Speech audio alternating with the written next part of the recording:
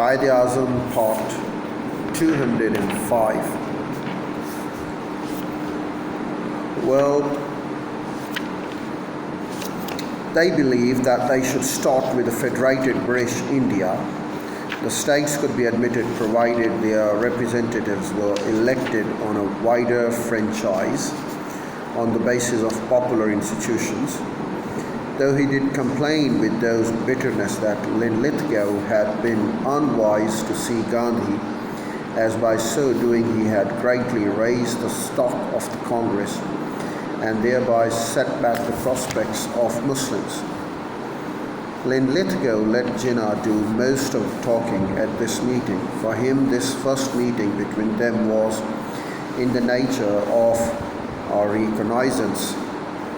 In spite of not too distant discomfiture of his party at the polls, Jinnah was arrogating to himself the right to speak on behalf of the 100 million Muslims of India.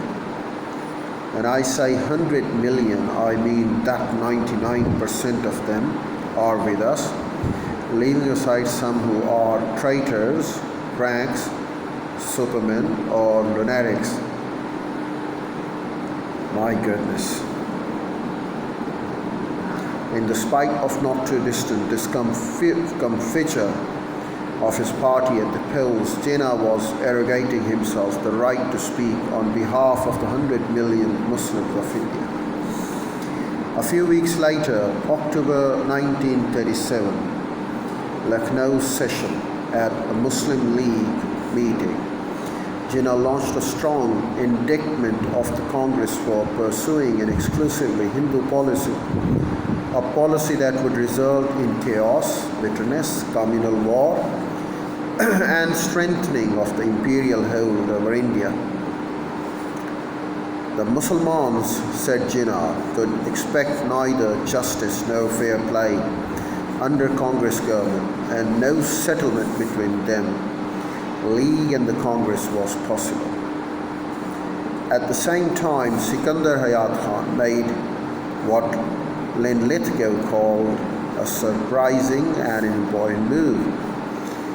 He, Sikandar Hayat, announced his decision to advise all Muslim members of the Unionist Party in the Punjab to join Muslim League. The Premier of Bengal, Fazlul Haq, issued a statement on similar lines to the Muslims of Bengal. This Lucknow meeting also passed a resolution condemning the federal scheme and adopting independence as the ultimate aim of the League. In its totality, this Lucknow meeting of the League became a great success for Jinnah. The League had gained significant strength and would now make rapid strides in extending its organization. The premiers of the Punjab and Bengal had also clearly had their hands forced by Jinnah into decision, which governing as each of them was with a coalition ministry, they could only have taken with very considerable reluctance. In early February 1938, writing to the king, Linlithgow spoke of a significant increase in Hindu-Muslim tensions. He explained that Jinnah had become alarmed by the defection of a growing number of Muslims from Muslim League to Congress. This was because they were seeing ministers as being a position to help their friends and to inconvenience their opponents. Really, as purveyors of the political patronage, Jinnah reacted by rousing the Muslims and calling out that this growing power of the Congress threatened Muslim culture. The Viceroy saw Jinnah again on 6 April 1938. This Muslim leader, for by now Jinnah, was that refused to support any scheme which would produce a Hindu majority in federal India. His star was in the ascendant and he had moved away from the position that he had taken in his first meeting with the Viceroy.